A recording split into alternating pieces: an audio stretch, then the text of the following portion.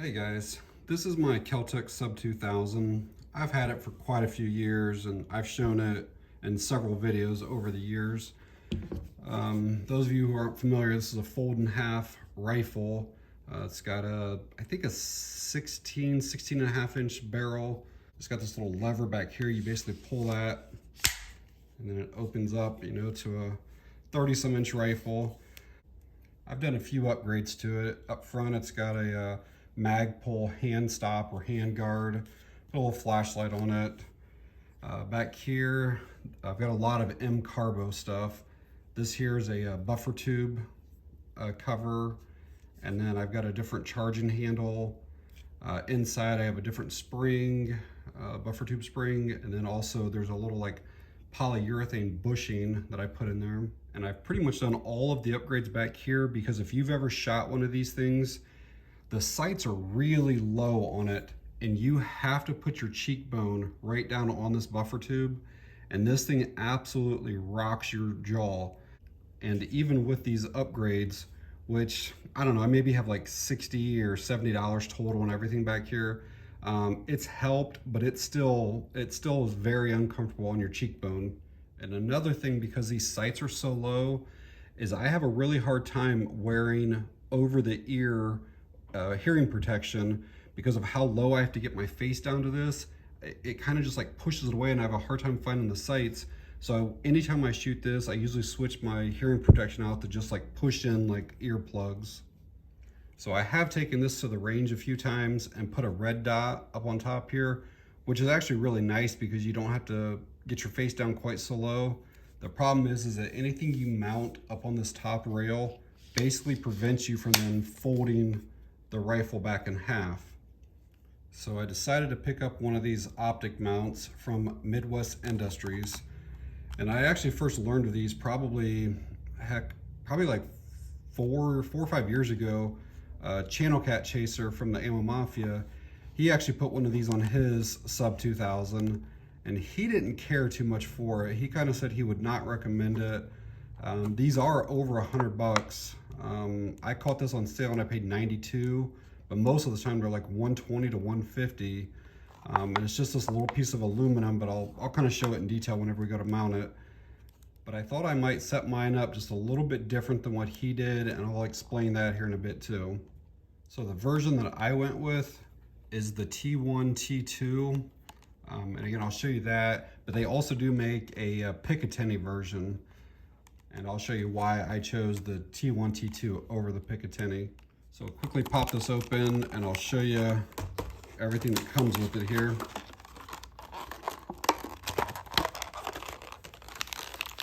So we have some Allen keys, some paracord, some thread locker, some screws.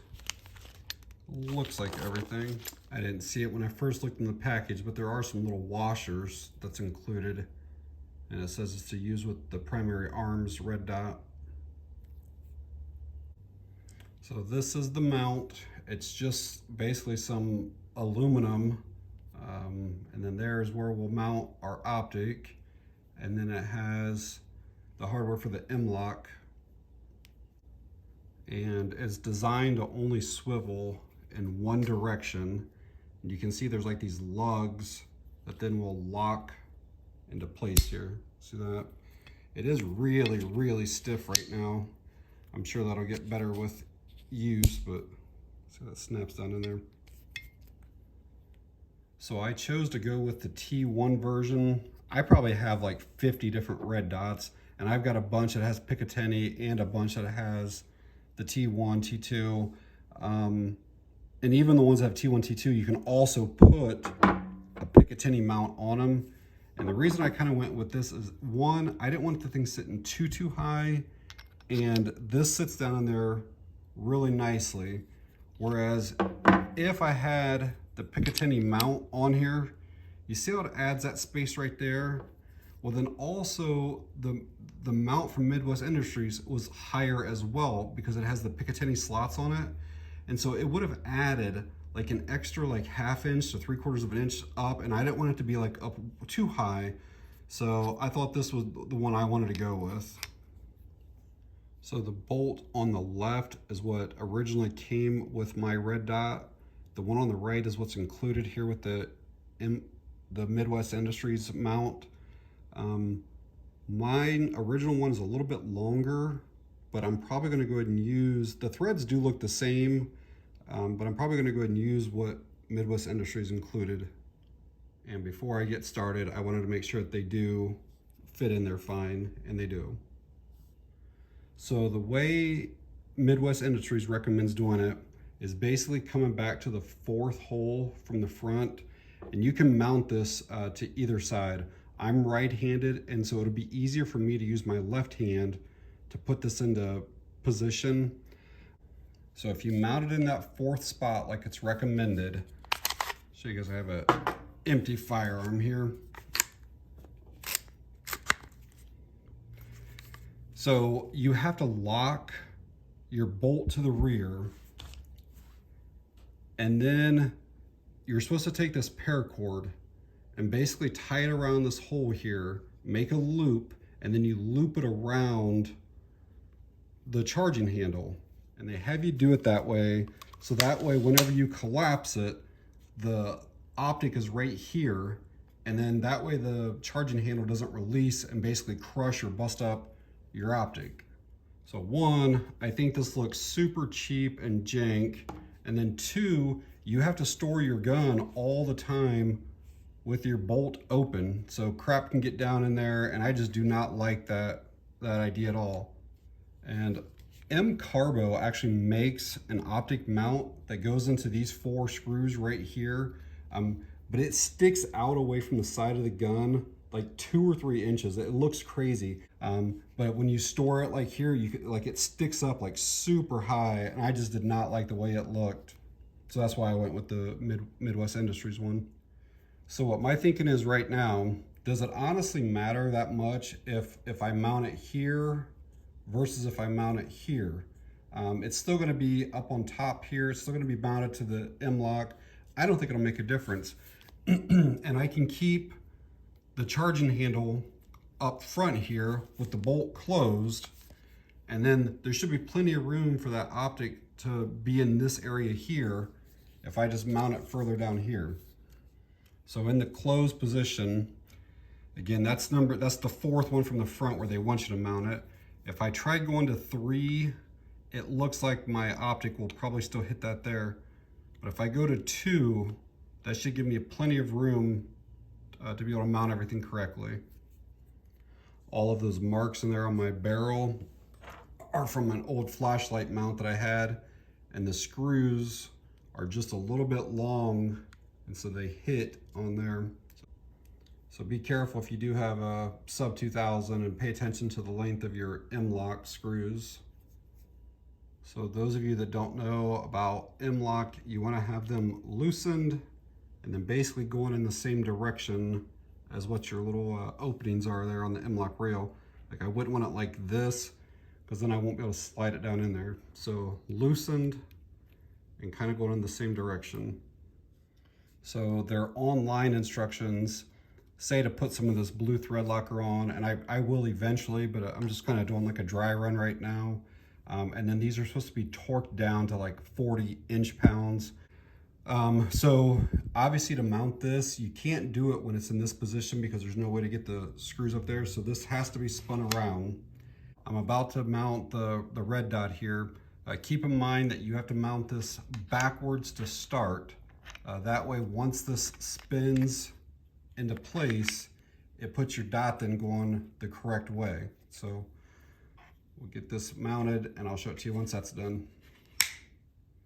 All right, got that optic mounted on there. Just remember, you are dealing with aluminum pieces, so don't over tighten anything up here. One thing I immediately realized is that I was wrong earlier in the video. You can swivel this either direction. So it does spin 360 degrees, and it locks both ways. So that's what that looks like on there, basically when you're using it. And then let me zoom out just a little bit. All right, so basically we would have to turn this, pull this, and then that thing closes in there. and then you rotate that back into position. So yeah, that is really slick. So again, to deploy it, you just move that out of the way, pull that, open that, spin that around. Yeah, I like that a lot. So now I need to get to the range and make sure that it's not too high, that I can't zero, you know, this specific red dot or anything like that. I should be able to, obviously, but you just never know. Let me give you like a full kind of view of what this looks like. Yeah, so that right there is the kind of full length entire setup. And then you can see how compact this thing gets when you fold it up here. And then just spin that back into place. And then that's the entire package. If any of you are wondering about like the red dot or some of the accessories that I'm using, I've done a full video on this A010 red dot here. I highly recommend that one. It's a high quality auto on. This is that Magpul hand stop kit. Again, I've had this on here for years. I really like it too. And then that's the little flashlight that I've been using for a couple years on it. I don't remember the, right there, TW10. But it's a pretty high quality flashlight. But if there's Amazon links available for any of this stuff, I'll put it down in the video description. I don't think that the T1, T2 is available on there, but I know that the Picatinny is. I mean, it's like just over $100, something like that. So yeah, if I have any problems like getting this dot zeroed in or anything like that, I'll either leave a comment myself or I'll update the description of the video. So yeah, if you guys have any questions or comments, just leave them down below. I'll try to get to them when I can. But that's gonna be it on this video. Thanks for watching, guys. I appreciate it.